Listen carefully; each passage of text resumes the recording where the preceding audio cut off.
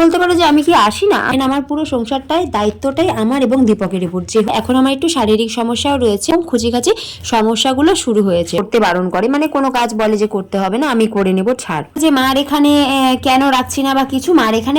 Hello everyone, good morning. তোমরা সবাই কেমন আছো? আই হোপ তোমরা সবাই অনেক ভালো আছো, সুস্থ আছো আর বিন্দাস আছো। তোমাদের আশীর্বাদে আমরাও খুব ভালো আছি, সুস্থ আছি। তো 2-3 দিন ধরে তোমরা দেখতেই পাচ্ছ যে আমি আমার বাড়িতে এসে রয়েছি। হ্যাঁ, 4-5 দিন ধরেই বাড়িতে রয়েছি একটু সমস্যার জন্য। সমস্যা বলতে একটু দরকারি কাজের জন্য এসেছি। এই বিষয়টাই পরে আসি। প্রথমে তোমাদের বড়দের সকলকে প্রণাম জানিয়ে আর ছোটদের আমার ভালোবাসা জানিয়ে আজকে ছোট একটা ব্লগ শুরু করতে চলেছি। আশা করছি ব্লগটা তোমাদের অনেক ভালো লাগবে। তো বন্ধুরা, বেশ কয়েকদিন ধরেই আমি এখানে এসে রয়েছি। তার কারণ হচ্ছে আমাদের বাড়িতে কোনো কাগজপত্রের কাজকর্ম হলে আমি করি। আর আমি যেহেতু দোকান হওয়ার পর থেকেই এখানে এসে সেভাবে থাকতে পারি না, তাই জন্য না ভালো লাগে না। দেখবা তুমি যত জায়গায় ঘুরতে যাও না কেন, বাপের বাড়ি এসে যদি 2 ঘন্টাও থাকো সেটাতে একটা শান্তি আছে। এবার বলতে পারো যে আমি কি আসি না, আমি আসি আবার চলে যাই, কিন্তু এখানে এসে থাকা, একটু রেস্ট করা, এটাই হয় না। মানে শ্বশুরবাড়ি মানেই যে সবসময় কাজ করতে হয় সেটা না। তবে আমার উপর যেহেতু নির্দিষ্ট কিছু দায়িত্ব রয়েছে, যেমন ধরো আমার উপর কিন্তু পুরো দোকানটা রয়েছে, ইভেন আমার পুরো সংসারটাই দায়িত্বটাই আমার এবং দীপকের উপর। যেহেতু একটা সংসার দায়িত্ব রয়েছে, তাই জন্য যখন তখন চলে আসতে পারি না। সব থেকে বড় কথা হচ্ছে দোকানটা তো ধরো মোটামুটি সবার উপর ডিপেন্ড করে থাকে। আমি আমার ইচ্ছা মতো দোকান খুললাম, বন্ধ করলাম, সেটা করলে তো হয় না। কারণ কাস্টমার যারা আমার দোকানের, তারা আমার লক্ষ্মী। তো লক্ষ্মীদের ভালো মন্দ দেখার দায়িত্বটাও আমারই রয়েছে। তার মানে হচ্ছে আমি যদি চলে আসি তাদের অনেকটা সমস্যা হয়, এটা আমি জানি।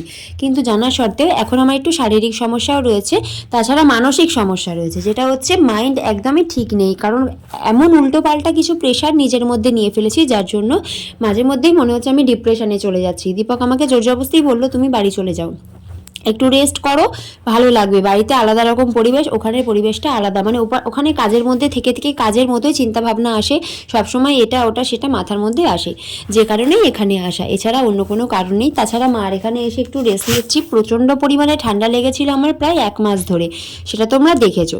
আর এই 1 মাস ধরে ঠান্ডা লেগে থাকার জন্যই, ঠান্ডা লাগার থেকে বিভিন্ন রকম খুঁচিখাচি সমস্যাগুলো শুরু হয়েছে। যেমন গালে একটা আমার সমস্যা হচ্ছে, যেটার জন্য দাঁতের ডাক্তার দেখাতে হবে।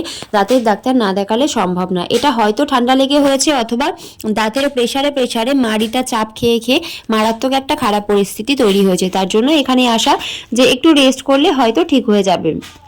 তার মধ্যে তো বললামই যে মানসিক সমস্যায় পড়েছি, যেটা হচ্ছে কি মাইন্ড ক্লিয়ার করার জন্য মার এখানে এসেছি। মার সাথে থেকে কথা বলে যেন মানসিক সমস্যা দূর হয়, এটা আমি নিজে জানি। তো যে কারণেই এখানে চলে এসেছি।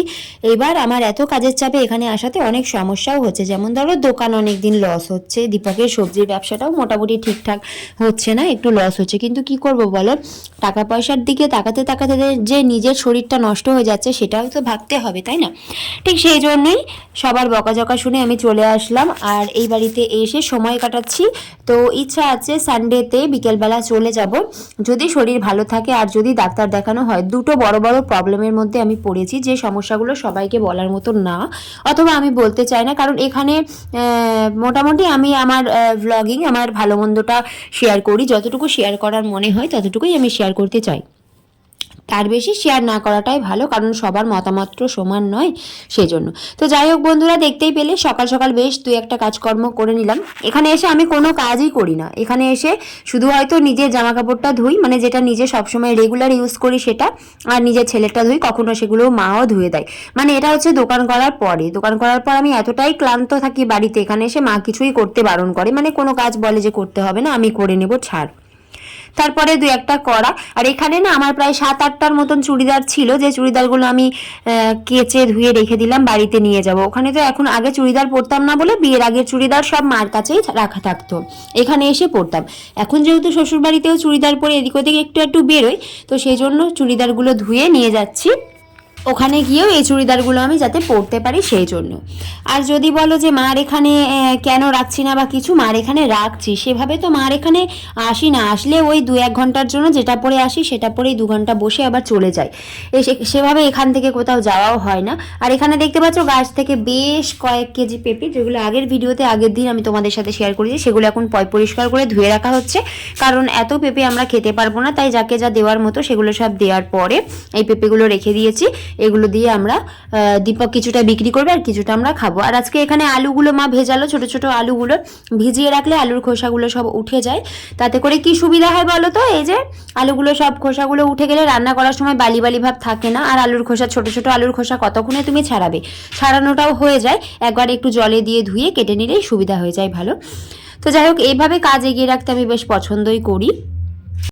দুপুরের খাওয়া দাওয়া শেষ হতে না হতেই রেডি হয়ে চলে গেলাম মায়ের সাথে একটু ব্যাংকে গেলাম। কারণ হচ্ছে এই যে একটু আগেই বললাম না যে কাগজে কলমে যত কাজকর্ম সেগুলো বেশিরভাগটা আমি আর আমার বোনই করি, আর যতক্ষণ আমরা আসতে পারি না সেগুলো বাবা করে। তো যতক্ষণ আমি আছি তাই বেশ কিছুটা কাগজ কলমে কাজ বাকি ছিল, সেগুলো সব কমপ্লিট করে দিলাম।